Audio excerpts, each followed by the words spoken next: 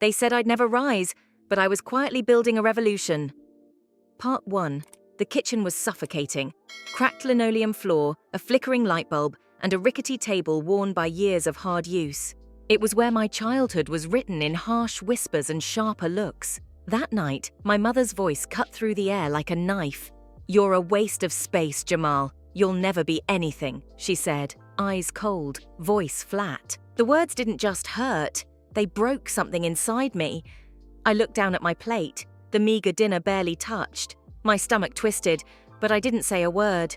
I was 12 years old and already marked as a failure. Growing up in the projects was a lesson in survival. Every day was a fight against the world's expectations, or lack of them. At school, teachers overlooked me. I was just another name on a roster, another kid with too many problems. No one expected me to graduate, let alone succeed. Friends came and went. Trust was a luxury I couldn't afford. My father left when I was 8, vanishing without a trace, leaving my mother to raise me alone. She worked 2 jobs, tired and worn down by life's cruelty. Her bitterness found a target in me, but inside me there was a spark. It was faint, flickering in the darkest moments, but it refused to die.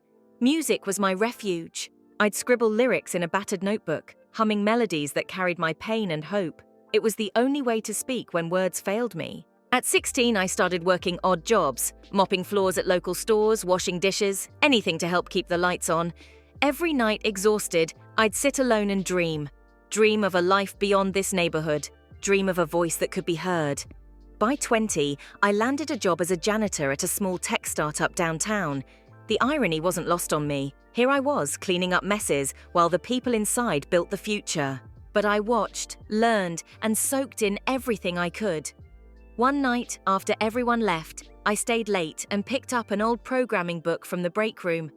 I taught myself code, line by line, fueled by hunger and determination. Days turned into weeks, weeks into months. I built my first app, a platform for independent musicians to share their work directly with fans, bypassing greedy middlemen. Pitching it was a nightmare. "Who's going to trust a janitor with an app idea?" an investor sneered. Rejection after rejection threatened to crush me. But in the mirror, I saw the same kid who had been told he was worthless. I kept pushing, coding, dreaming, and I was ready for my shot. Part 2. The morning after my latest pitch, rejection still stung. My phone was silent except for the occasional cold email declining my idea. I felt like I was screaming into an empty void, but I refused to give up. I remember the moment that changed everything. Standing outside a sleek downtown office building, clutching my laptop bag, heart pounding like a drum in my chest. It was the headquarters of one of the biggest music companies in the country. I'd managed to score a meeting with their innovation team. As I walked into the glass doors, the polished floors and crystal chandeliers were a stark contrast to the cracked linoleum of my childhood kitchen. For a moment, I felt like an imposter, like I didn't belong, but I squared my shoulders and reminded myself, I belonged anywhere I decided to.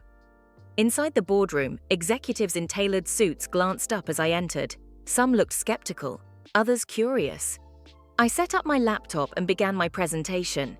Every word was laced with years of pain and hope. A story of struggle, survival, and a vision for change. This app is more than just technology, I told them. It's a lifeline for independent artists who've been silenced, overlooked, and exploited. I built this because I know what it means to be invisible. The room was quiet, no interruptions, just listening.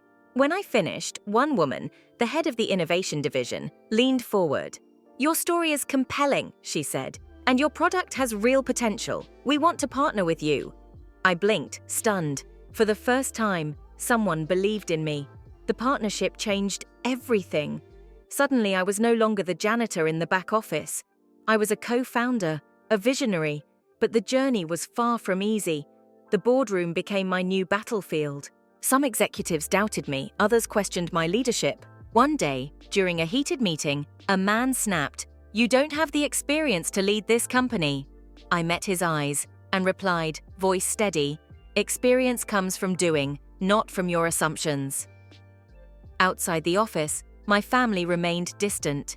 My mother's calls went unanswered. When I tried to visit, her door stayed closed. Her harsh words still echoed in my mind. "You'll never be anything." but I was proving her wrong. I threw myself into the work, coding, strategizing, pitching, every moment dedicated to building a future they said I couldn't have. The nights were long. I often sat alone, tired and broken, wondering if I'd ever belong anywhere. But then I'd remember the nights I spent hungry as a kid, dreaming of more. That memory fueled me. And finally, after months of tireless work, our app launched. It was a success beyond anything I dared imagine. Musicians from around the world signed up, their voices amplified. I watched as my vision took flight, lifting others as it rose. One afternoon, an unexpected message appeared on my phone. A text from my mother. "Can we talk?" My heart raced. I wasn't sure if I was ready to face her, but I knew I had to. Part 3. The text from my mother hung heavy in my hand. For years, her silence had been its own punishment, but this message opened a door I thought was forever closed. When I finally saw her, it was at the same worn-down house where I'd grown up. The peeling paint, the creaky stairs, everything was the same, but something had shifted. Her eyes were red, not from anger, but from regret. "I was wrong," she whispered. "I never believed you because I was scared the world would break you like it did me." Her words cut deeper than any insult ever had.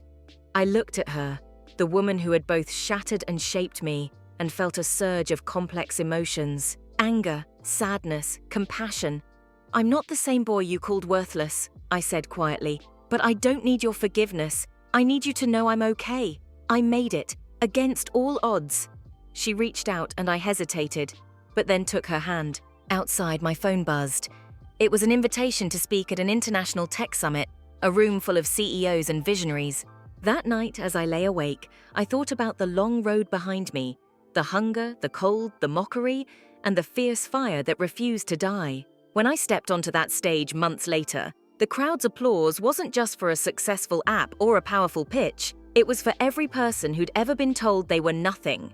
For the kid who grew up in poverty, rejected by family and society. For the man who dared to dream and fought to rise. And as I looked out at the faces, some familiar, some strangers, I realized I wasn't just telling my story. I was lighting a path, a new beginning,